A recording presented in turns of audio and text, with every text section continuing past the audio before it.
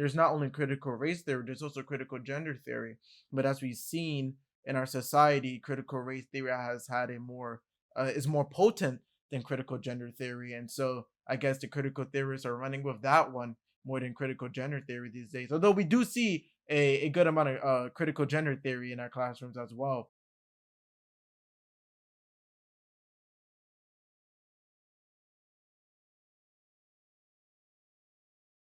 We're going to talk about the topic of indoctrination in our schools at full at the deepest length we can, as me and Maxim are so teenagers, but we still we know a bit more than our classmates when it comes to this topic, and hopefully as they are watching this, they can relate what we say back to their own academic experiences. And so the first thing we need to cover is, what is this indoctrination? Daniel is talking about indoctrination, Maxim is talking about indoctrination. What the hell is this indoctrination you were talking about? So first we need to go into the underlying philosophy of this so-called indoctrination we speak of. Maxim, if you wanna start us off, then go ahead. So a lot of it, both you and I'm sure, saw that over the summer, both our schools decided to talk about Black Lives Matter because that was the main focus at that point, and how after those events, I started to see how Black Lives Matter was the focus, anti racism, and books like How to Be an Anti-Racist by Ibram X. Kendi were spreading through schools. And if you know what their definition of anti-racist is, then you get to learn it's actually being racist and viewing everything through a racial lens, which is incredibly stupid to view everyone as black, white, Asian, Latino. We're all humans. It doesn't matter. But that's what's being spread throughout schools, and it's creating division and breaking people down to a point where, people are being called racist. And then so they go to their teachers and say, people are calling me racist and I want to be an anti racist. I don't want to be racist. So then the teachers decide to twist the curriculum and indoctrinate kids using mainly Black Lives Matter and very specific language such as diversity or equity or inclusion, which are all nice sounding words, but when they actually use it, it's not helping kids at all. It's actually breaking them down and making them weaker and weaker for the teachers to use and indoctrinate. So it's it's difficult to think about at first. You really need to experience it, which is why I think that having students expose it themselves or shed light on it is the best way to make mass amounts of people realize what's going on. All right, so you talked about anti-racism a bit, and I kind of want to focus in on that. And you talk about how critical race theory actually teaches us to be racist. Anti-racism is racism. I kind of want to get into the inner workings of that phrase. Critical race theory was uh essentially what you said. It focuses on critical. It is a kind of uh a critique of society specifically through a racial lens. And there's not only critical race theory, there's also critical gender theory. But as we've seen in our society, critical race theory has had a more is more potent than critical gender theory. And so I guess the critical theorists are running with that one more than critical gender theory these days. Although we do see a good amount of critical gender theory in our classrooms as well. Critical anti-racism, you talked about anti-racism. Anti-racism kinds of puts you in a trap. Anti-racism kind of is kind of connected to one of the tenets of critical race theory, that racism is the ordinary state of nature. That's the first tenet. And they also anti-racism also fuels on a belief of critical theorists of no neutrality, right? So you're either racist or anti-racist. It's only one of these two extremes. And one thing that does to our society is kind of puts every issue into black and white, just, and not just like in a racial sense, but like in a metaphorical sense. Like when you think of a situation, situations are grayscale. They're different colors. There's many different gears that are under that gears that underlies a certain problem. But what anti-racism anti-racism does is it kind of just says racism and anti-racism, and that can be weaponized in a way where it's either what I want you to do or what I don't want you to do, which can be used for a power grab. What do you think of that? No, you're I mean, you're spot on with that. It's either you're racist or you're actively anti-racist. You can't just not be racist. You can't just decide I'm not actually racist, but I'm not anti-racist as they say either. Because once you get to at least hear Ibram X Kendi speak about anti-racism, you go, wait, you mean anti-racism is racism? Is essentially what he's saying, and he has a quote saying that the only remedy to past discrimination is present discrimination. The only remedy to present discrimination is future discrimination. So, I mean, the anti-racist God apparently is deciding that discrimination on the basis of race is a good thing, which I thought is racist. But apparently, it's anti-racist all of a sudden. So that's what they're teaching in schools mainly.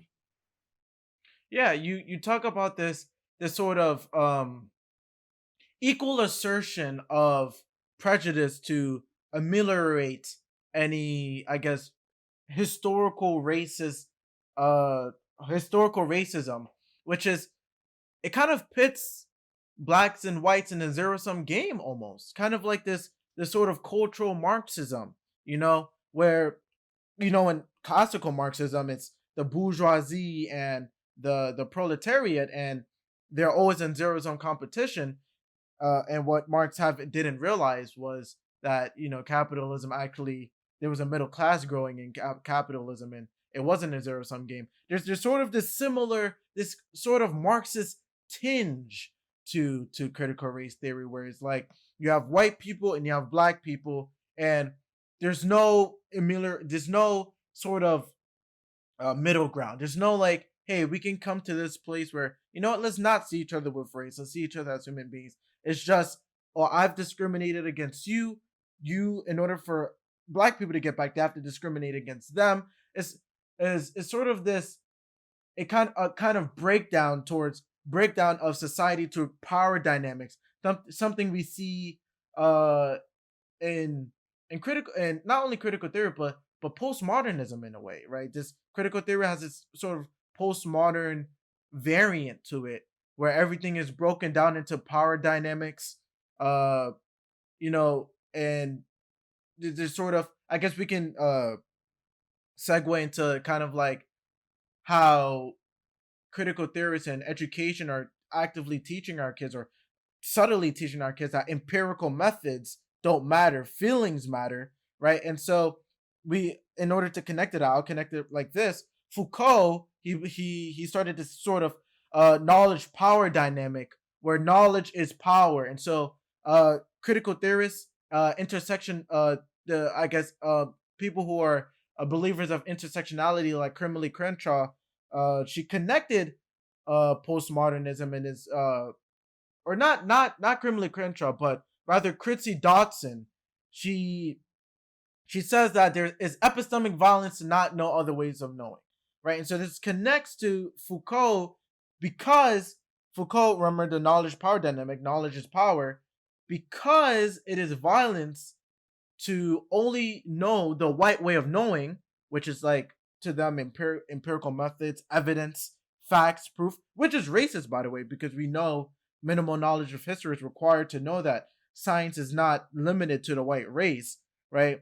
The Middle East and the Middle East and Asian, the Middle East and Asia made great advancements in science, especially during the Hellenistic period as well. So it's racist to contend that science is limited to white people. But anyway, they say the white way of knowing is racist, and so we need to have other ways of which is like narratives, feelings, lived experience, things like that. So uh you can relate this back to schools.